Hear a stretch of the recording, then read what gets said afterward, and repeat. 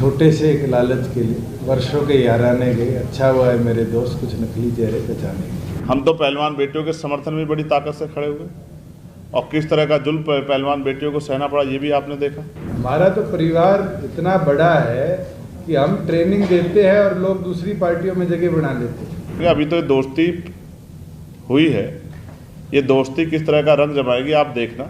लांबा जी जहाँ साथी आए गए, मेरे को तो चौटाला साहब का एक शेर याद है जब संपत सिंह पार्टी छोड़ के गए कि छोटे से एक लालच के लिए वर्षों के याराने गए। अच्छा हुआ है मेरे दोस्त कुछ नकली चेहरे पहचाने गए। ये तो समय है, लोग आएंगे जाएंगे और ख़ास तौर पर चुनाव।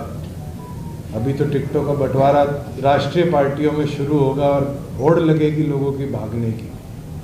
और चुनाव के अंदर तो हमने लोकसभा में देखा है, विजेंद्र सिंह सुबह पटका छोड़कर बीजेपी का और कांग्रेस में गए और उनकी टिकट कट गई और राहुल कसवा को टिकट मिल गई। रवनीत बिट्टू कांग्रेस छोड़कर बीजेपी में गए, उनको टिकट मिली। कौन आएगा जाएगा मुझे नहीं लगता पार्टियों को इससे फर्क। जहाँ अलायंस की बात है, हमारा विजन क्लियर है कि किसान कमेरे की हम लड़ाई लड़ेंगे और किसान कमेरे के अंदर चाहे वो हमारे एससी साथी हो, इनका कैसे उत्थान।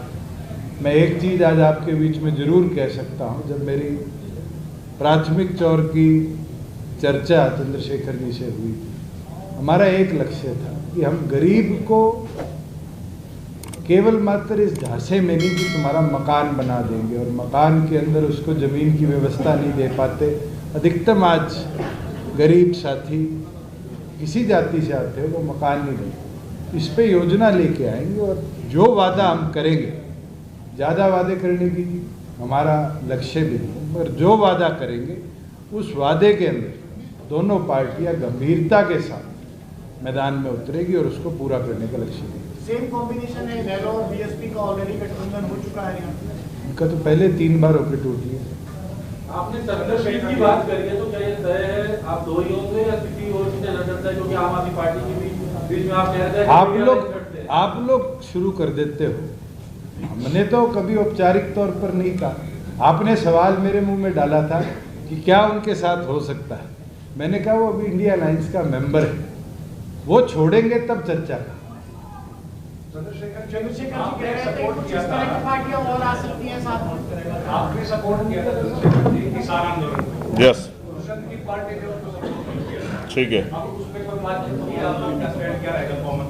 देखोगा कि ये परिवार किसानों का सबसे बड़ा हितैषी रहा है। रही बात, मैं आज भी किसानों के समर्थन में खड़ा हूँ और हमेशा किसान कमेरे के समर्थन में खड़ा रहा। हम तो पहलवान बेटियों के समर्थन में बड़ी ताकत से खड़े हुए और किस तरह का जुल्म पहलवान बेटियों को सहना पड़ा ये भी आपने देखा।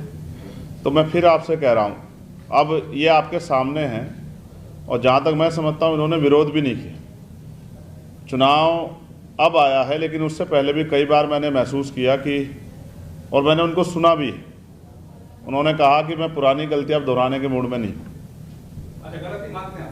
मैं क्या कह रहा हूँ, पुरानी गलतियाँ कि जो पुराने रूप से राजनीतिक जो भी कुछ हुआ होगा उसको दोहराने के मूड में नहीं।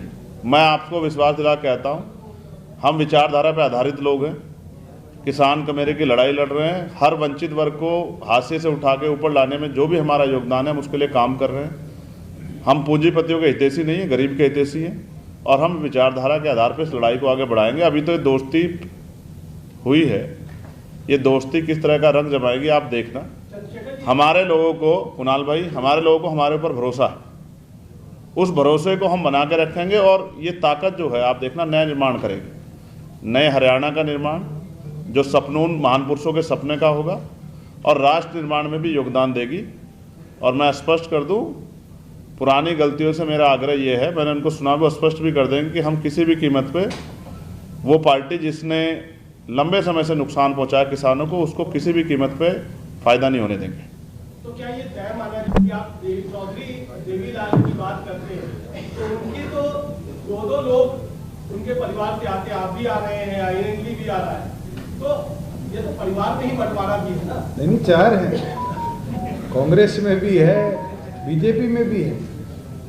हमारा तो परिवार इतना बड़ा है कि हम ट्रेनिंग देते हैं और लोग दूसरी पार्टियों में जगह बना लेते हैं। और जहाँ आप ये बात कर रहे हैं कि भाई बीजेपी के साथ, मैंने कई बार क्लियर कर दिया। और जो रविंद्र जी ने बात कही किसान आंदोलन वाली, एक क्लैरिटी के साथ आज बात आपके बीच में रखी।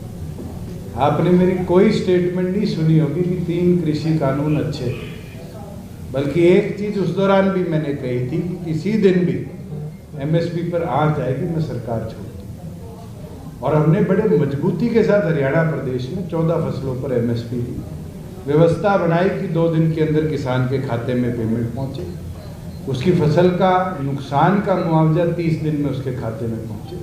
हमने बहुत कुछ कर कर दिखाया। मगर हाँ, एक व्यवस्था के अंदर लोग हरियाणा प्रदेश के आज नहीं चाहते, लोग बीजेपी को हरियाणा प्रदेश से उखाड़ फेंकना चाहते, और उस चीज़ के अंदर हमने क्लियर कर दिया कि वो व्यवस्था के अंदर हम दोबारा नहीं